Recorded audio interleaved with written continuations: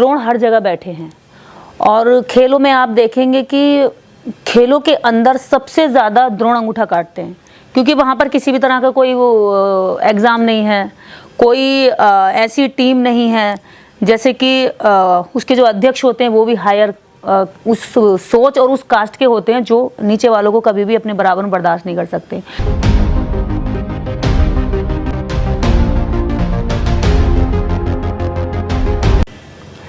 जय भीम, जय भारत, जय संविधान में बहुजन दस्तक से गौतम रत्ना। और आज हमारे स्टूडियो में दीदी निर्देश सिंह जी आई हुई हैं। धन्यवाद करते हैं उनका, क्योंकि बहुत बिजी रहती हैं और आपने देखा होगा कि किस तरीके से वो बहुजनों की, वंचितों की, महिलाओं की लड़ाई लड़ती हैं। अभी पीछे जेल जाते जाते रह गई, उसके बाद बाहर रह कर के भी उन्होंने एक बहुत अच्छी लड़ाई को लड़ा। तो कुछ बहुजन और देश से जुड़े मुद्दों पर निर्देश जी से बात करेंगे। बहुत बहुत स्वागत है निर्देश जी आपका हमारे चैनल बहुजन दस्तक पर।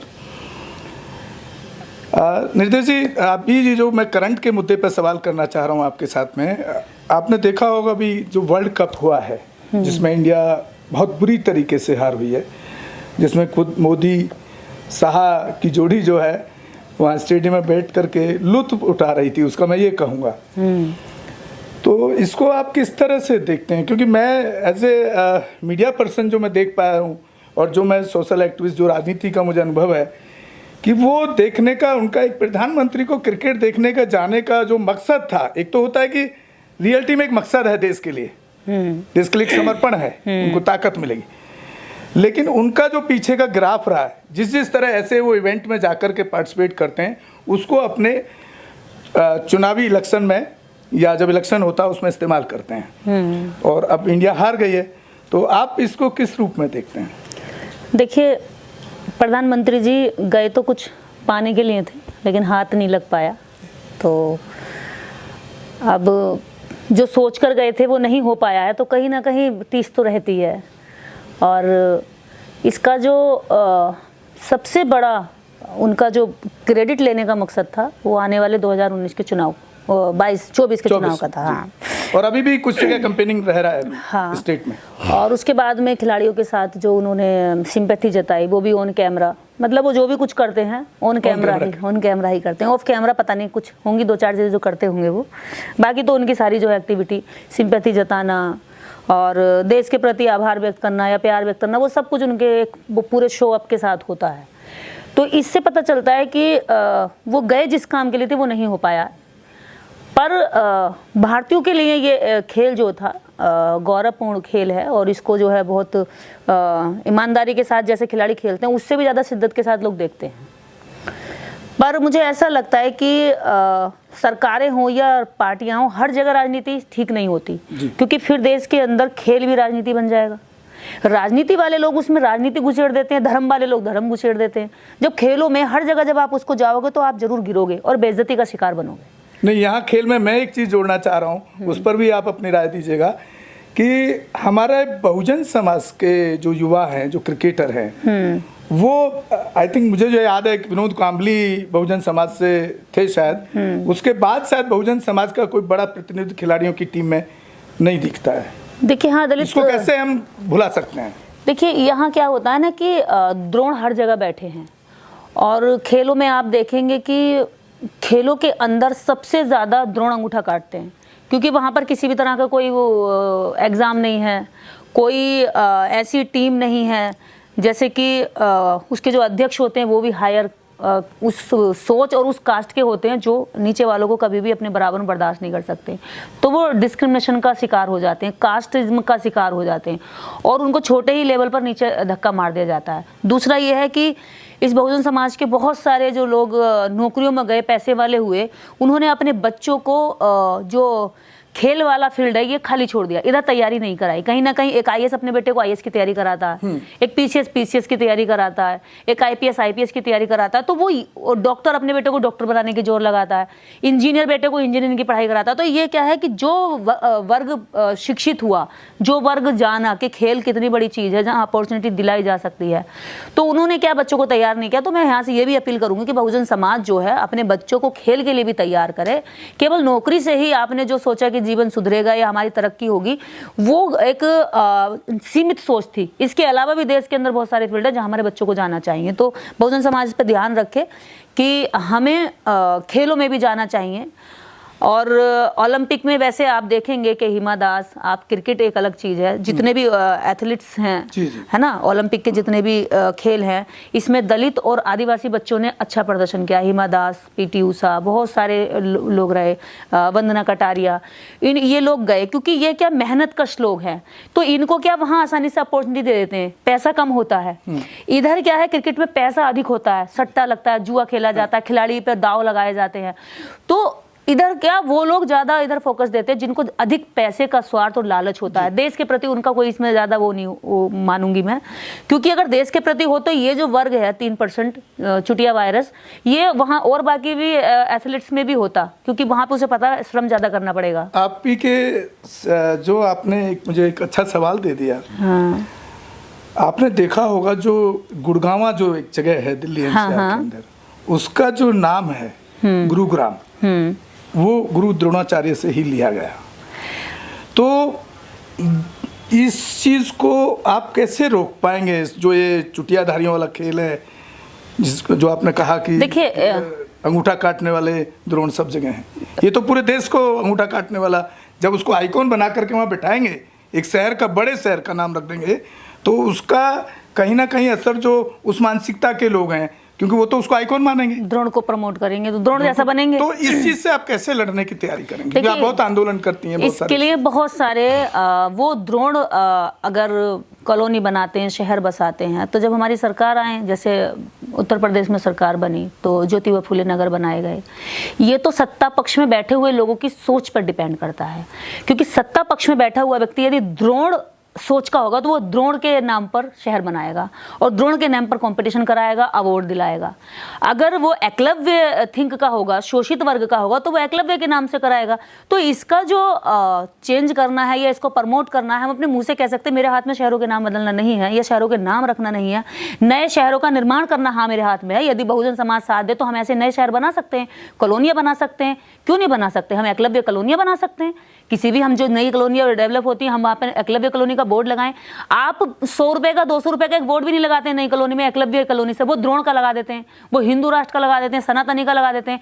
क्योंकि आप क्या है, ये समाज क्या है, आपस के झगड़ों में तो पैसा खर्च कर सकता है, लेकिन खुद दोनों भाई को ऊंचा उठाने के लिए किसी तरह का खर्चा नहीं करेगा।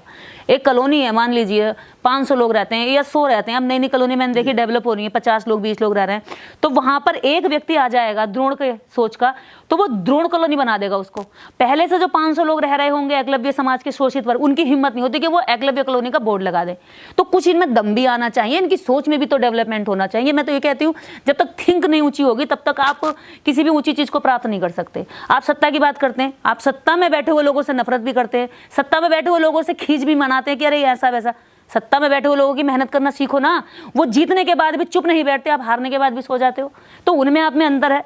और जब उनकी जीत से आपको नफरत करने के बजाय जीत से सीख लेनी चाहिए। मैं हमेशा कहती हूँ, चाहे बीजेपी हो, कांग्रेस हो, देश की कोई भी राजनीतिक पार्टियां हो, अगर कोई वो सत्ता में आई है तो उसकी टेक्निक को सीखे। और मैं ये मानती हूँ कि अगर अब नई पार्टियां जैसे उभर रही हैं तो हमारे ही महापुरुषों को पढ़ करके वो आगे बढ़ रही है, क्योंकि वो उसको प्रैक्टिकल कर रही हैं और हम केवल भाषण कर रहे हैं और मंच पर बोल रहे हैं और इस तरह की बाइटों में हम अपना वक्तव्य। वापस लौट के आते हैं क्रिकेट पर। सोशल मीडिया पे मैं देख रहा था कि काफी दिन पहले साधु बाबा जो इनके पाखंडी रहते हैं, वो एक भविष्यवाणी कर रहे हैं कि भारत जीतेगा ही जीतेगा, 100% भारत जीतेगा। या कई मंदिरों में घंटे बजाए जा रहे थे, हवन हो रहे थे, पूजा हो रही थी, इवन देन की बड़े लेवल तक के लोग उसके लिए मतलब आस्था में इतने अंधे थे कि उनकी पूजा से क्रिकेट जीता जाएगा।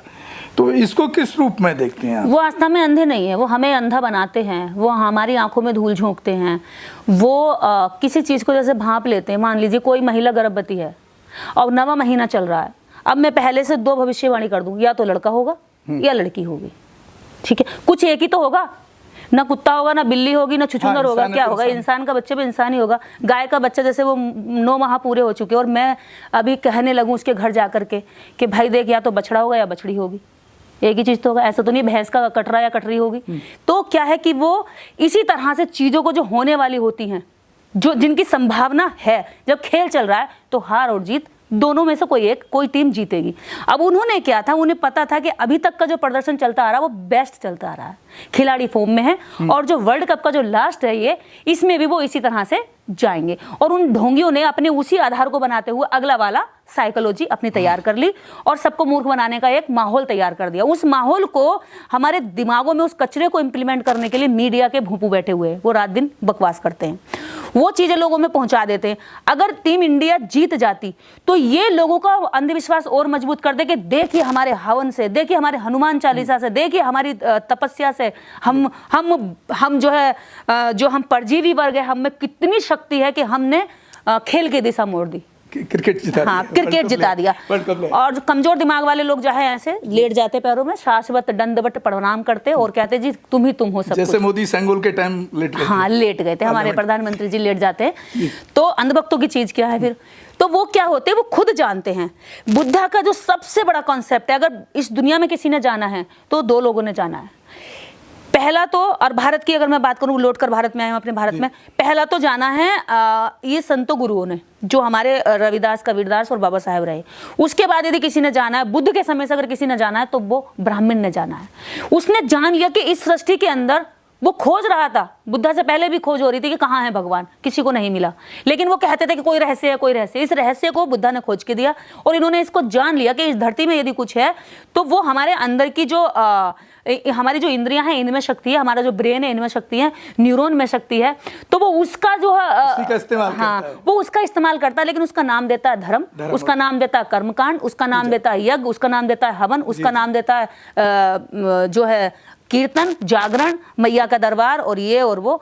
तो ये सब कुछ दे करके क्या है, उसका एक बिजनेस जो है वो हो जाता है। अगर उसमें शक्ति होती तो वो मरता नहीं, वो हमारे जैसा होता है, वो बीमार भी पड़ता है, वो हॉस्पिटल भी जाता है, वो बच्चे भी पैदा करता है, वो सेक्स भी करता है, वो दूसरों को देखकर उसकी इंद्रियों पे जो मतलब उसके जो बच्चे का प्रजनन का जो तरीका है वो भी बिल्कुल हमारे जैसा ही है। उसका अलग नहीं है कि वो शक्ति डाले और खीर खिलाए या हलवा खिलाए, या जैसी पुरानी कथाओं में पसीना डाल दे, हाँ पसीना डाल दिया मुंह से पैदा हो जाए, बिल्कुल हमारे जैसा प्रोसीजर है। उसको भी ठंड लगती है, गर्मी लगती है, बीमार होता है, तो वो किस आधार पे कहता है कि मैं शक्तिशाली हूं, लेकिन वो कहेगा नहीं तो कोई मानेगा नहीं।